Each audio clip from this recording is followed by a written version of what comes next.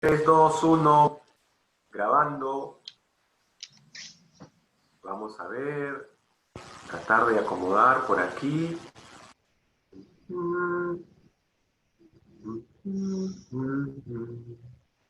Eh, muy bien, listo. Hola amigos, ¿qué tal? Bienvenidos a una nueva edición de Cartas a un ex joven editor. Espero que estén muy bien. Hemos llegado a la edición número 17. Y bueno, estamos hoy con una nueva entrevista. Vamos a conversar con Álvaro Trejo. Álvaro es escritor y bueno, vamos a conversar con él acerca de muchas cosas, literatura, filosofía, música, entre otros temas. Álvaro, ¿qué tal? Bienvenido al programa. Buenos días, Eduardo. Muchas gracias por la invitación. Álvaro, cuéntame, esa silla que tienes es una silla gamer, ¿no? Así es una silla gamer que compré en una tienda del centro de Lima y ya tiene conmigo más o menos unos 4 o 5 meses. Y la verdad es bastante cómoda para mis largas horas acá en la computadora. Es como que bastante cómoda. ¿Cuánto tiempo habitualmente invierte un gamer estando sentado? Bueno, eso también depende a qué consideres gamer, ¿no? Uno puede referirse como gamer hacia alguien que invierte su tiempo de manera profesional en esto de los videojuegos, ¿no? Ujú. Si hablamos de ello, podríamos decir de que un gamer quizás pase unas, no sé, 12 horas por ahí, ¿no? En la ¿Hace computadora. cuántos años, Álvaro, se dio por establecido? Bueno, esto ya ocurre en otros países, claro, ¿no? Pero acá al principio, pues, hace unos 15 años, 10 años, aquellos chicos que jugaban horas eran viciosos simplemente, ¿no? Pero ¿desde cuándo aproximadamente, hace cuántos años ya aquí en Perú se ha profesionalizado el tema de los gamers? Bueno, no es que se haya profesionalizado ya como tal, ¿no? Porque todavía hay algún sesgo con respecto a ese tema, ¿no? Si bien ya está más difundido, digamos, ¿no? Aún hay todavía ciertas reticencias, ¿no? De ciertos sectores, ya sea gente mayor, padres, pero digamos que poco a poco se está difundiendo más, ¿no? Hay más equipos profesionales, hay más organizaciones que respaldan esto, hay más marcas que apoyan. Obviamente todavía falta mucho para llegar al nivel que, por ejemplo, tiene China o muchos países de Europa, ¿no? Norteamérica, pero digamos que poco a poco se está avanzando en eso, ¿no? Mucho más que hace 2 años, por ejemplo, o Ah, 3 años, ¿no? sí, porque he escuchado algunas Ujú. noticias, ¿no? De algunos equipos peruanos que han ganado algunos torneos importantes. ¿Y en qué juego te desempeñas actualmente, Álvaro? Bueno, digamos que de manera casual suelo jugar Dota 2. Es un juego bastante popular, la verdad, acá en Perú. En otras partes de Sudamérica no tanto, más que nada en Perú. Eh, por ahí también suelo a veces jugar algún otro juego single player, ¿no? Como es Batman, Arkham Origins,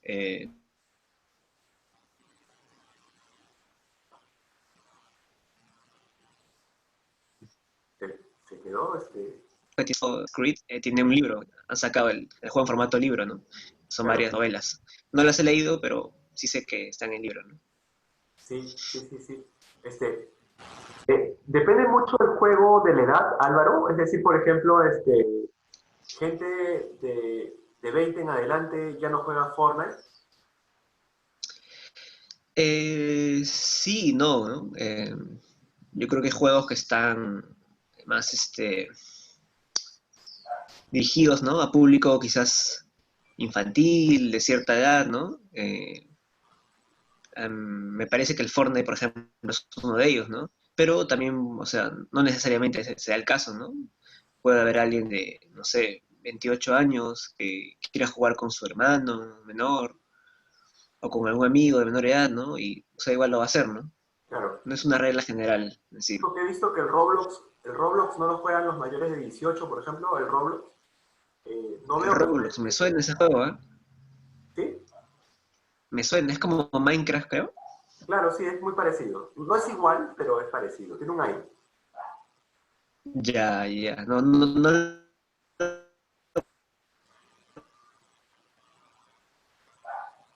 conozco, la verdad, muy bien, no podría hablar de ello, pero, Claro.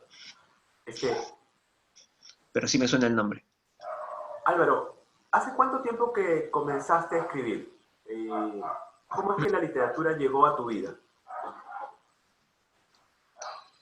Eh, bueno, yo para comentarte esto tendría que contarte un poco, ¿no? Yo suelo leer bastante desde muy pequeño, eh, por ciertas razones del destino, ¿no? Bueno, mis padres me inculcaron la lectura bastante y se me quedó, ¿no? Entonces siempre me ha gustado leer, leer y leer.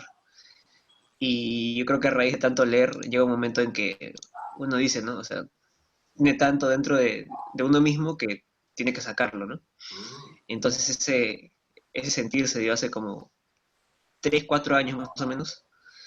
Y dije, ¿no? Es la hora de escribir, ¿no? De sacar lo que tengo dentro. es Y me decir, animé.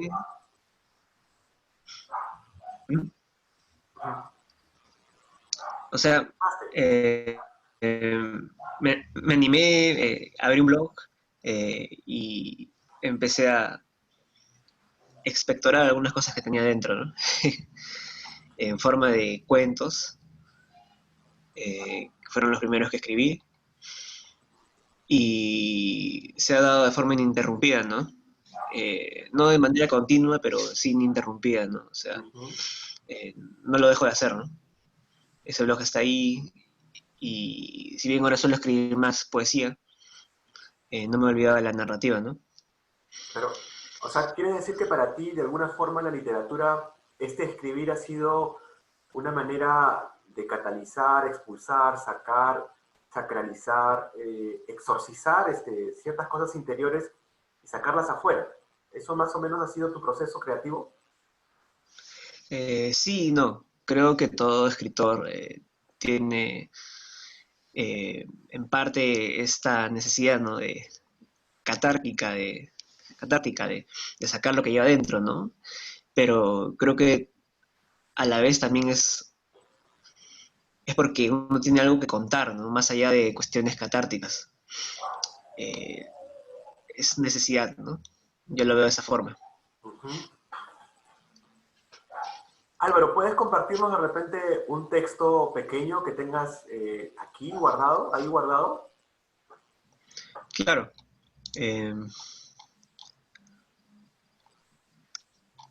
Tengo acá un poema que escribí hace unos meses llamado Prisión Metafísica. Mm. Empieza así.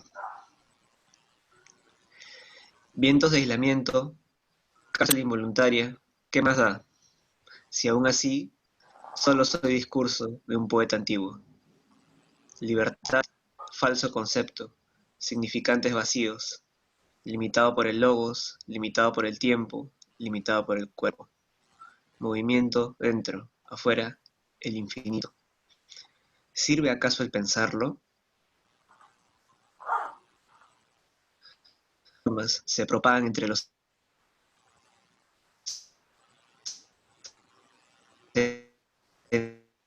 entes, timbres, solatura. Estamos encerrados.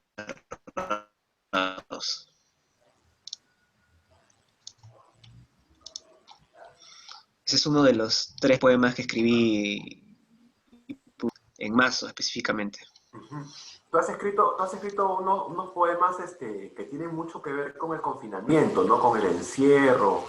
eh, pero lo interesante de todo esto es que has mezclado un poco, por decirlo así, algunos temas que están relacionados a la existencia, básicamente al existencialismo, ¿no? Esto es como que eh, te genera un pensamiento, ¿no? Bueno, los que te conocemos sabemos que tú eres un asiduo lector de algunos filósofos, ¿no? Ponte que yo, o quizá alguna parte de nuestro público, no sepa nada de filosofía. ¿Qué autor inicial recomendarías para leer? Bueno, recomendar un autor inicial puede ser un poco complicado, te diré. Recomendaría El mundo de Sofía, que es conocido, bastante conocido. Es de un autor sueco, que ahorita se me fue el nombre. Me parece que es Gardner, Jostein Gardner. Es una narrativa bastante interesante y muy digerible, que trata sobre una niña pequeña, ¿no? Que va recibiendo cartas de un extraño, donde le va explicando los filósofos que existieron, ¿no? A lo largo de la historia. Es una entrada a la filosofía bastante light, digamos, ¿no? Pero ¿El es mundo muy de Sofía? interesante. El mundo de Sofía, ¿no? Así se llama. Oh, excelente libro, ¿ah? Muy buen libro. Sí, la verdad que es muy bueno, muy buen libro. Pero si de todas formas me pides un autor en específico, pues yo te podría decir que empieces con Platón, ¿no? Ajá. Yo creo que es la base de toda la filosofía occidental, ¿no? Oye, por cierto, ¿cómo está Platón? Platón está ahí durmiendo en la sala. Él feliz, Claro, feliz, la verdad. Sí, sí, sí. lo recuerdo mucho cuando se subía a la mesa, ¿no? Mientras nosotros estábamos conversando, ¿no? Se subía a la mesa y jugaba, ¿no? Claro, Y era bien. claro, buscaba atención, sí, sí, sí. ¿Y Harry? Harry está acá durmiendo en mi cama. Le Ah, encanta mira. dormir ahí. Ya, ya, ya. Sí, sí, sí. Platón ha engordado un poco más. ¿Ah, sí? Están felices los dos. Ah, qué Sí, bueno. están contentos. Qué bueno. Deben sentirse extraños ahora que su dueño está en casa gran parte del día, ¿no? Sí, sí, sí, o sea, eso debe ser raro para ellos, pero ya están acostumbrados, ¿eh? Están acostumbrados, ellos tampoco ya no van mucho al techo, están acá en casa más que nada. Porque antes les gustaba subirse al techo, ¿no? Pero ya, ya no. Álvaro, y entonces los textos, al menos los últimos que estás construyendo, eh, hablan mucho del ser, de la nada, de la existencia. eh, me dejan a Ujú. mí, cuando los he leído, una sensación particular, ¿no? De desasosiego, de vacío, ¿no? ¿Cómo es que has comenzado a escribir sobre esta temática? Eh, pues digamos que fue como que en un momento de necesidad, ¿no? Como tú bien ya sabrás, Eduardo, yo publiqué primero este conjunto de 3 poemas, ¿no? Bajo el título de 3 poemas de aislamiento. Luego, un mes después, más o menos, escribí 2 poemas estacionales. Y luego, más recientemente, hace unas semanas, publiqué 5 poemas melancólicos, ¿no? Aunque si bien no estoy tan seguro de ese título último, fue como el que los englobó, ¿no? Estos 5. Comenzando por estos 3 poemas de aislamiento, como que recién empezaba la cuarentena, ¿no? Estábamos todos ahí y tuve esta necesidad, ¿no? De expresar de lo que es estar aislado, ¿no? No tanto bajo un contexto de cuarentena, sino bajo un contexto humano, por así decirlo, ¿no? Más allá de cualquier disposición que el gobierno pueda dar, ¿no? Sí, sí, sí, Aunque sí. también, claro, tiene que ver con la cuarentena, ¿no?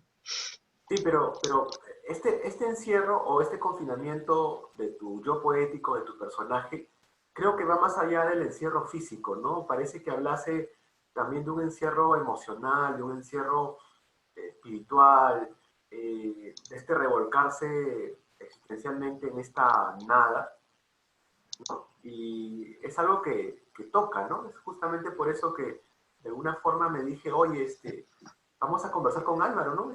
Hagamos un pequeño podcast conversando con Álvaro. ¿Cómo se llama este poema que habla acerca de la nada? El que te acabo de leer ahorita se llama visión metafísica. En realidad, casi todos mis poemas hablan de alguna u otra forma sobre la nada. Mm, mm. Sí, la nada siempre está implícita ahí, ¿no? Es una constante prominente, ¿no? En mis poemas. Esto Siempre tiene está que ver, acechándome. esto tiene que ver con alguna corriente o quizá con el nihilismo, no lo sé. Tú que dominas un poco más la filosofía. Pues te diré que tiene que ver un poco con el absurdo, ¿no? He leído algunas obras de Camus y la verdad como que me impactaron, ¿no? Mm, Por ejemplo, el mito de Sísifo, o de Sísifo, perdón, y el este concepto extranjero. de la nada, de absurdo, también en el extranjero, claro. Este concepto de la nada, del absurdo, como que se ha quedado impregnado en mí, ¿no?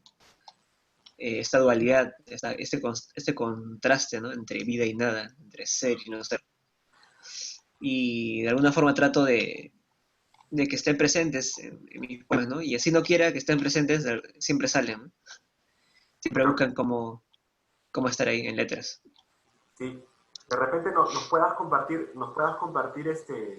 otro poema que tú quieras elegir. Claro. eh, bueno, este es más recientemente, de hace unas semanas. Se llama Yo escribo tempestades. Yo escribo tempestades, sólidas desviaciones del pensamiento. Yo tempesteo cantos, himnos malsanos del alma. Y cuando tempesteo tanto, mis soles nunca amainan, mi viento nunca cede, mi cielo nunca aclara.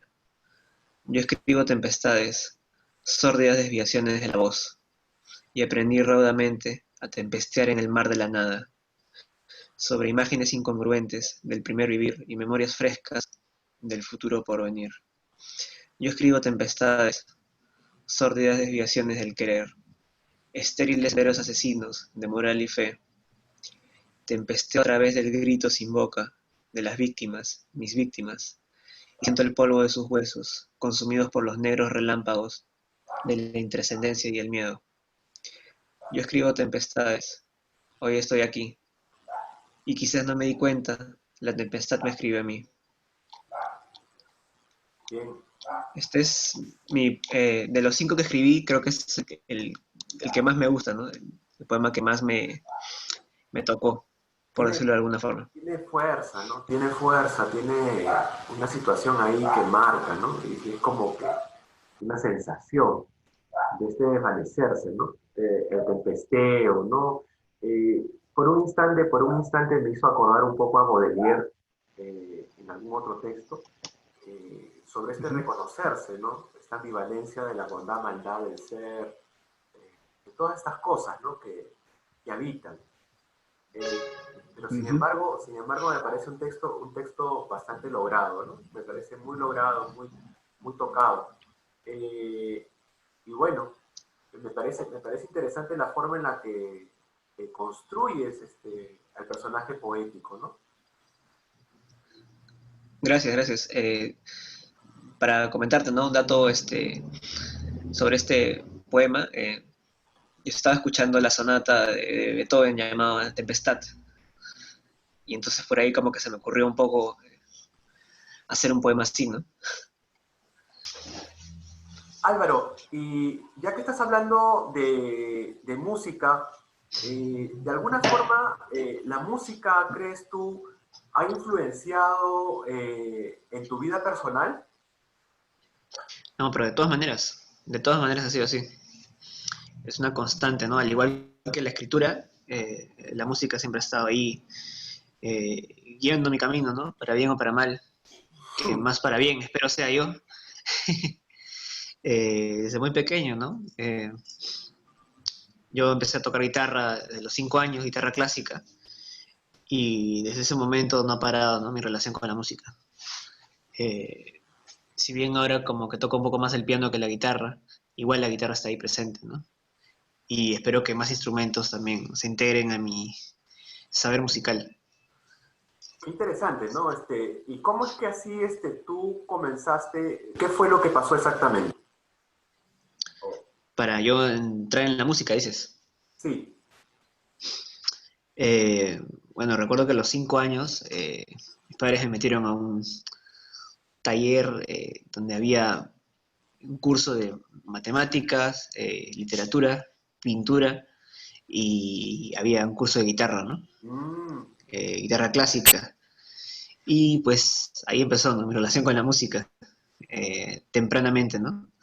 Junto también con las letras, donde participé en esa antología que te mostré, no sé si te acuerdas, y también un poco el dibujo, ¿no?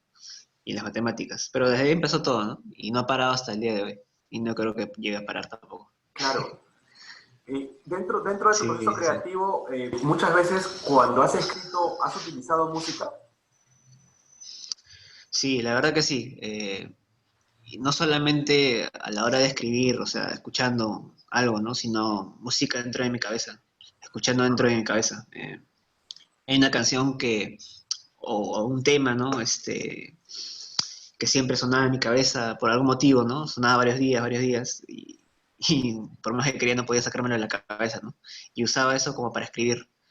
Eh, de hecho, creo que la música tiene mucho de literatura y viceversa, ¿no? Ujú. Eh, Hay por ejemplo, ¿no? Hablándote un poco más de esto, hay un compositor que es uno de mis favoritos, llamado Robert Schumann, un compositor alemán del romanticismo.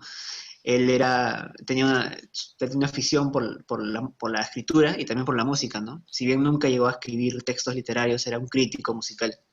Y en sus obras como que integra bastante eh, lo que es la literatura, ¿no? Usa pequeños motivos en música, cada motivo representa un personaje.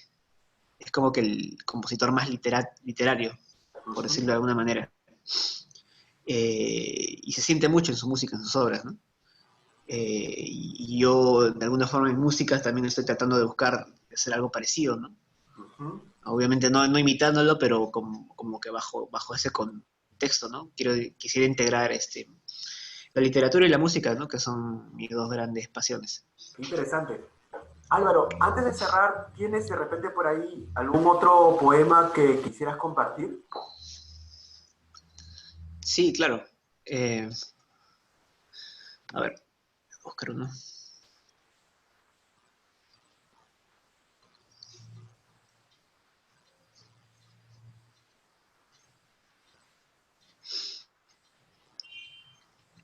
A ver, este poema se llama Nada surge ante la nada.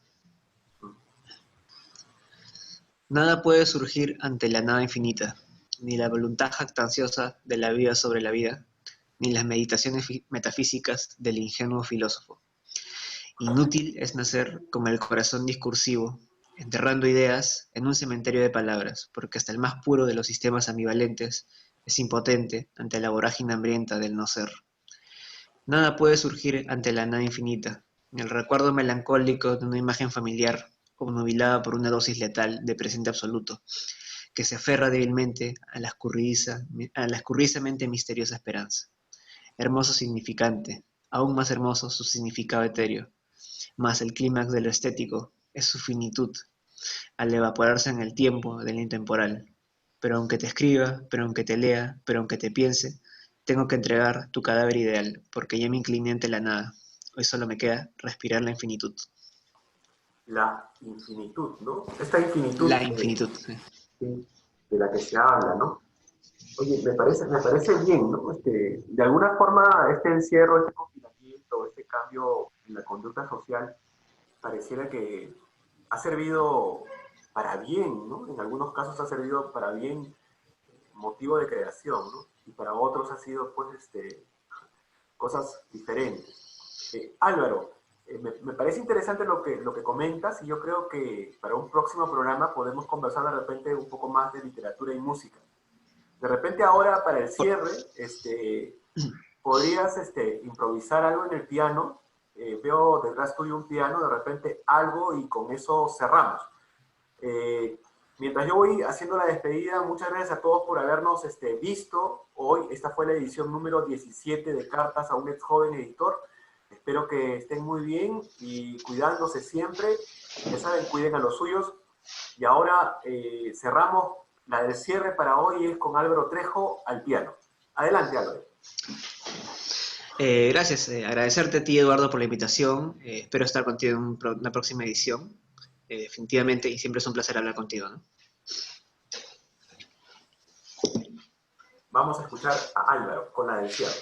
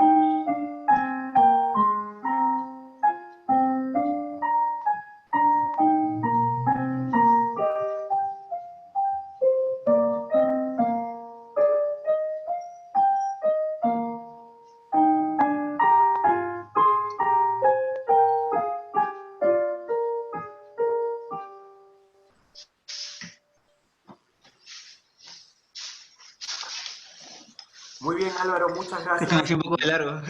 No, no te preocupes. Álvaro, solamente por curiosidad, ¿cómo se llama esta pieza? Sí. Bueno, es un fragmento de la Invención número 2 de Bach. Son obras que Bach creó para sus alumnos, para que puedan practicar la polifonía, ¿no? Ujú. Son como 15 invenciones más o menos. Esta es la número 2. Muy bien, Álvaro. Entonces, nos vemos en un próximo programa para conversar un poco de literatura y música al piano. Cuídate, Álvaro. Un abrazo. Igualmente, nos vemos, Eduardo. Gracias.